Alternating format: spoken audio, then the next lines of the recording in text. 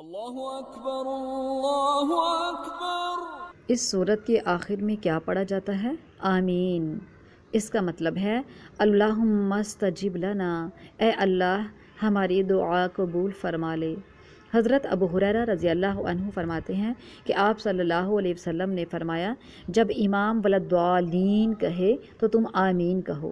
تو جس کا آمین کہنا فرشتوں کے آمین کہنے کے موافق ہو گیا، اس کے پہلے گناہ بخش دیے جائیں گے۔ اسے بخاری نے روایت کیا ہے۔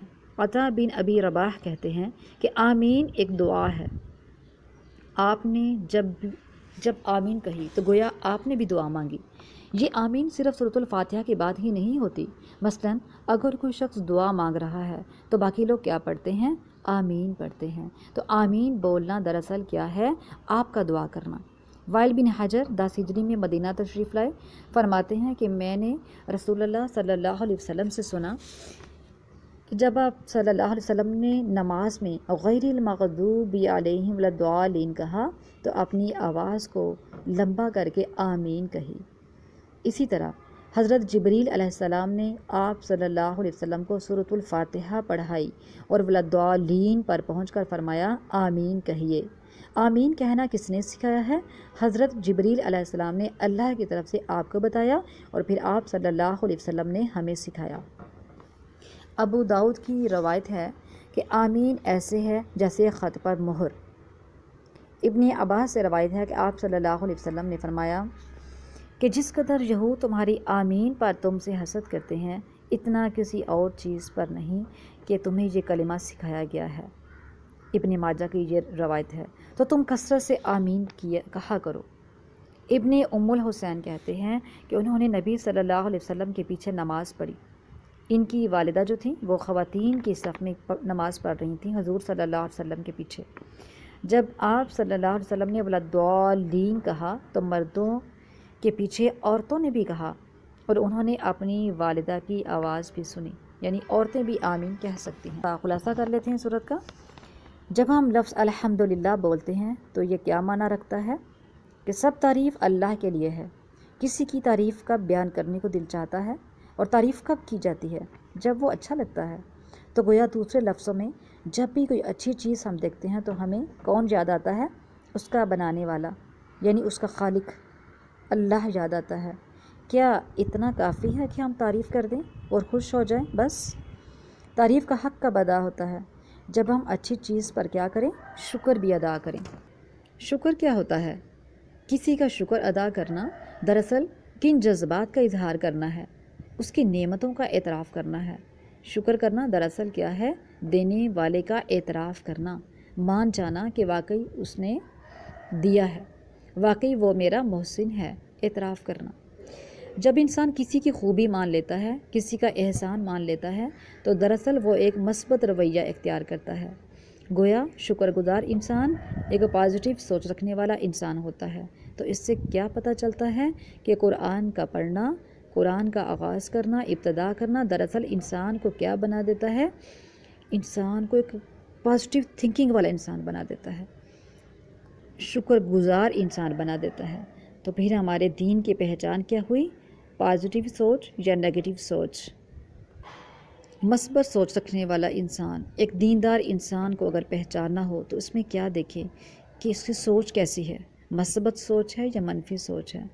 تو گویا دین کیا چاہتا ہے ہم سے کہ ہم نقصان سے بچ کر فائدے میں آ جائیں، منفی سوچ سے نکل کر مثبت سوچ اپنائیں، مایوسی کی بجائے امید رکھا کریں، اندھیروں کی بجائے روشنی کی طرف نظر رکھیں، جو نہیں ملا اس کو سوچنے کی بجائے جو ملا ہے اس کی قدر کریں۔ اس کا نتیجہ کیا ہوگا؟ آپ کو کیا حاصل ہوگا؟ آپ کو کیا ملے گا؟ آپ کے دل میں ایک اطمینان آئے گا، ایک خوشی آئے گی۔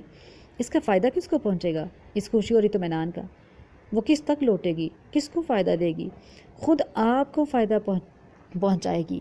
اور جب آپ اطمینان کے ساتھ زندگی بسر کریں گے اور اسی اطمینان کی حالت میں جان دیں گے تو اگلی دنیا میں بھی آپ کو پرامن جگہ پر بھیجا جائے گا۔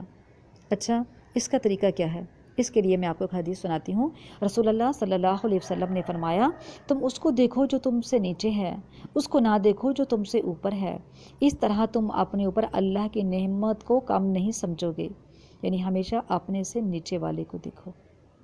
آپ صلی اللہ علیہ وسلم نے مزید فرمایا، دو صفات جو کسی کے اندر ہوں اللہ اس کو شاکر اور صابر لکھ دیتا ہے، یعنی جو دنیا کے معاملے میں اس کو دیکھ لے جو اس سے کم ہے، پھر وہ اللہ کا شکر ادا کرے اس نعمت پر جو اللہ نے اس کو دی، اور جو اپنے دین کے معاملے میں اس کو دیکھے جو اس سے اوپر ہے، پھر وہ اس کی پیروی کرے، اور جو دنیا کے معاملے میں اس کو دیکھے جو اس سے اوپر ہے، پھر وہ اس پر افسوس کرے، اور جو اس سے کھو گیا اس پر افسوس کرے تو نہ وہ شاکر لکھا جائے گا نہ وہ صابر لکھا جائے گا۔ اب دیکھیں، زندگی کا مزہ صرف اس شخص کو ہے جس کے دل میں شکر کا چشمہ رواں ہے، وہ ان نعمتوں کو دیکھتا ہے، محسوس کرتا ہے جو اس کے پاس ہیں، یہ خوشی کا راز ہے، اور پھر جو ہے اگرچہ تھوڑا ہے وہ دوسروں کو بھی دینا جانتا ہے۔ آپ دیکھیں کہ 5 انگلیاں برابر نہیں ہوتی، ہر معاملے میں کسی کو علم زیادہ ملا ہے آپ سے، کسی کو مال زیادہ ملا آپ سے، کسی کو بہتر شکل مل گئی آپ سے، کسی کو جسمانی طاقت جو ہے وہ زیادہ مل گئی۔ اب دیکھیے، ہر چیز ہر ایک کے پاس برابر کی نہیں ہے، کہیں نہ کہیں کوئی شخص کسی نہ کسی کمی کا شکار ہے۔ اگر وہ صرف اس کمی پر نظر رکھے گا تو کبھی بھی سیٹسفائیڈ نہیں ہوگا، کبھی مطمئن نہیں ہوگا۔ اچھا، جو شکر گزار انسان ہوتا ہے اس کا ایک اور رویہ بھی ہوتا ہے۔ شکر صرف اس دل میں پیدا ہوتا ہے جو یہ سمجھتا ہے کہ مجھے یہ سب کچھ کسی اور نے دیا ہے، یہ میری قابلیت نہیں ہے۔ اور اگر انسان یہ سمجھنے لگے کہ یہ میری قابلیت ہے، شکر کی بجائے کیا آتا ہے؟ تکبر آتا ہے، سرکشی آتی ہے۔ تو اللہ ہم میں کیا پیدا کرنا چاہتا ہے؟ اللہ تعالیٰ ہمارے اندر شکر پیدا کرنا چاہتا ہے۔ اللہ نے ہمیں اپنی عبادت کے لیے پیدا کیا ہے نا، وَمَا خَلَقْتُ الْجِنَّ وَالْإِنسَ إِلَّا لِيَعْبُدُونِ۔ تو اصل عبادت پھر کیا ہے؟ عبادت گزار ہونا کیا ہے؟ عبادت اب سے ہے نا، اب کا مطلب ہے بندہ، بندگی، عاجزی کرنا، کس کے سامنے؟ اپنے رب کے سامنے، کہ سب کچھ رب کا دیا ہوا ہے، اس لیے مجھے کوئی حق نہیں کہ میں دوسروں کو حقیر سمجھوں، کہ میں دوسروں کو ذلیل و خوار کروں یا میں دوسروں کو برا سمجھوں۔ اچھا، آج ہم مسلمانوں میں یہی چیز تو ختم ہو گئی۔ ہم نمازیں تو خوب پڑھتے ہیں، تہجد بھی پڑھ لیتے ہیں، لیکن ہمارے اندر کیا آنا شروع ہو جاتا ہے؟ ساتھ ساتھ ہم بہت نیک ہیں، انا خیر منہ، میں اس سے بہتر ہوں۔ یہ سرکشی ہے، تکبر ہے، یہ عبادت کے منافی ہے۔ کبھی آپ نے سوچا کہ قرآن کا پہلا لفظ الحمدللہ کیوں ہے؟ یہی تو پیدا کرنا چاہتا ہے اللہ تعالیٰ ہمارے اندر، اسی کا نام عبادت ہے۔ اگر کوئی ہماری بھی تعریف کرتا ہے تو ہمارا کیا ہے؟ جو ہم نے لگایا، اللہ نے دیا تھا نا سب، تو تعریف تو پھر اللہ کی ہوئی نا، ہم نے تو بس استعمال کیا۔ کیا کل آپ یہ صورت اس طرح سمجھتے تھے؟ اتنا غور کیا تھا اس میں؟ آج نماز میں کریں گے الحمدللہ، اس کو پڑھتے وقت اپنا تعلق اللہ کے ساتھ محسوس کیجئے، اللہ سے تعلق کتنا مضبوط ہو اس کو پڑھ کر۔ انشاءاللہ آپ کا کمیونیکیشن اللہ سے مضبوط ہو جائے گا۔ فاتحہ کا مطلب ہے کھولنے والی، کھول دیا اس نے راستہ، چلنا اب آپ کا کام ہے۔